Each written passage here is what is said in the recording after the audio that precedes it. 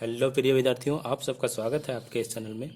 आज के इस वीडियो में हम देखने वाले हैं प्रश्नावली 1 पूरा कंप्लीट करेंगे। ठीक है, तो वीडियो में आगे बढ़ने से पहले मैं आपको एक चीज़ बता दूं, अगर आप इस चैनल पर नए हैं तो कृपया चैनल को सब्सक्राइब करें ताकि मैं जब भी कोई वीडियो अपलोड करूँ आपको तुरंत नोटिफिकेशन मिल सके।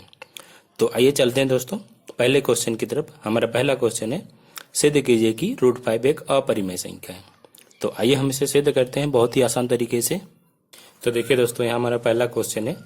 तो दोस्तों, आपको अपरिमेय संख्या सिद्ध करने के लिए पहले मानना पड़ेगा कि √5 एक परिमेय संख्या है। ठीक है, तो हमने की यहाँ पे लिखा, देखिए माना √5 एक परिमेय संख्या है। तो दोस्तों, परिमेय संख्या हम किसे कहते हैं? परिमेय संख्या हम उसे ही कह सकते हैं जिसको हम P/Q के रूप में लिख सकते हैं। ठीक है, जरूरी नहीं यहाँ P/Q हो, आप कुछ भी मान सकते हैं, A/B M/N। ठीक है, और जहाँ जो Q का मान मतलब जो हर का मान होगा वो कभी 0 नहीं होगा। ठीक है, एवं P और Q का जो HCF यानी मोसो होगा वो 1 होगा, उसे ही हम परिमेय संख्या कहेंगे। ठीक, तो हम इसलिए क्या करें, √5 बराबर P/Q की है क्योंकि हमने इसको परिमेय संख्या माना। ठीक, अब देखिए √5 के नीचे कुछ नहीं मतलब 1 है, क्रॉस मल्टीपल यानी तिरछा गुना किए, P 1 से गुना होकर क्या होगा, P होगा, बराबर देखिए यहाँ से √5 Q से गुना होकर क्या होगा, √5Q। अब क्या करते हैं, दोनों तरफ वर्ग करते हैं। ठीक है, तो दोनों तरफ वर्ग करने पर क्या होगा, वर्ग यानी स्क्वायर, P का स्क्वायर बराबर √5 Q का स्क्वायर।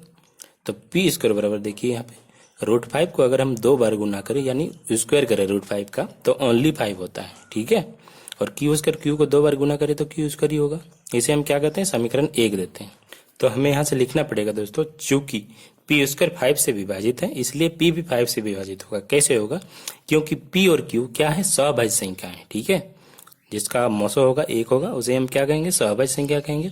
और ये आपका जो है दोस्तों, ये प्रमेय 1.3 है। अगर आपको इस जगह समझ में नहीं आया तो प्रमेय 1.3 को देखिएगा, वो आपको यही बतलाता है कि कोई भी संख्या का स्क्वायर अगर उस संख्या से विभाजित है तो वह संख्या भी उस संख्या से विभाजित होगा। यानी मैं आपको एग्जाम्पल के द्वारा समझाता हूँ।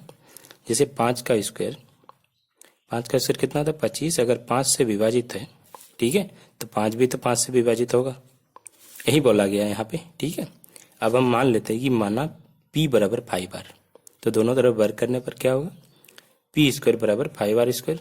तो P स्क्वायर बराबर 25 R स्क्वायर होगा। इसे हमें समीकरण 2 दे देते हैं। ठीक है, तो अब देखिए समीकरण 1 तथा 2 से। ठीक है, समीकरण 1 हमारा क्या था, P स्क्वायर बराबर 5Q स्क्वायर था। ठीक है, और समीकरण 2 था P स्क्वायर बराबर 25R स्क्वायर। तो 5Q स्क्वायर देखिए यहाँ से 5Q स्क्वायर बराबर 25R स्क्वायर।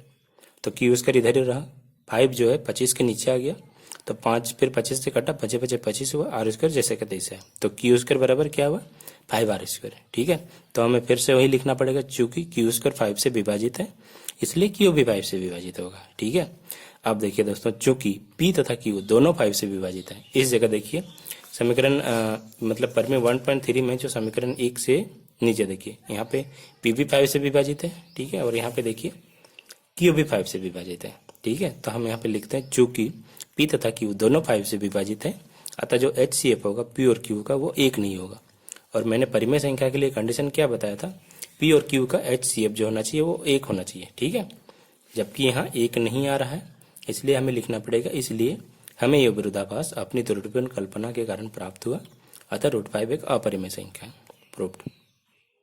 यहाँ तक कोई दिक्कत नहीं होना चाहिए दोस्तों। अब हम नेक्स्ट क्वेश्चन को देखते हैं। तो देखिए दोस्तों, हमारा दूसरा क्वेश्चन है, सिद्ध कीजिए 3 + 2 √5 एक अपरिमेय संख्या है। ठीक है, तो हमें मान लेना पड़ेगा कि माना कि 3 + 2 √5 एक परिमेय संख्या है। तो हम परिमेय संख्या किसे कहेंगे, जिसे हम बट्टा के रूप में लिख सकेंगे।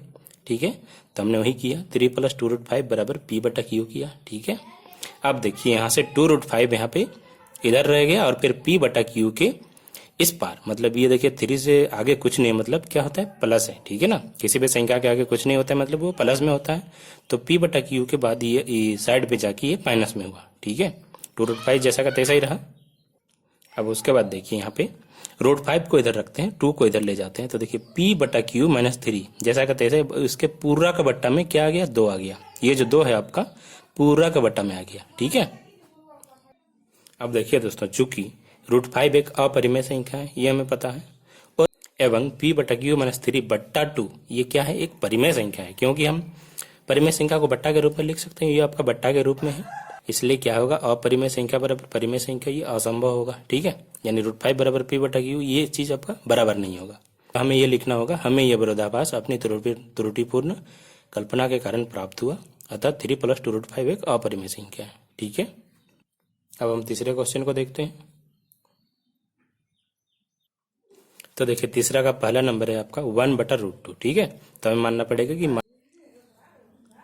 माना कि 1/√2 एक परिमेय संख्या है। ठीक है, तो परिमेय संख्या हम किसे कहेंगे, जिसे p बटा q के रूप में लिख सकेंगे।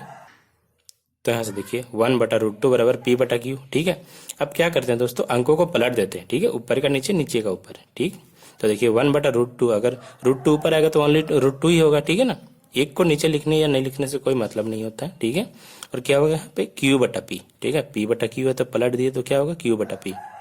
तो हम जानते हैं दोस्तों, चूंकि √2 एक अपरिमेय संख्या है तथा हम जानते हैं q बटा p एक परिमेय संख्या है। ठीक है, तो अतः √2 बराबर नहीं होगा q बटा p। हमें यह विरोधाभास अपनी त्रुटिपूर्ण कल्पना के कारण प्राप्त हुआ, अतः 1/√2 एक अपरिमेय संख्या है। ठीक है, अब हम दूसरे क्वेश्चन को देखते हैं, तीसरा नंबर का।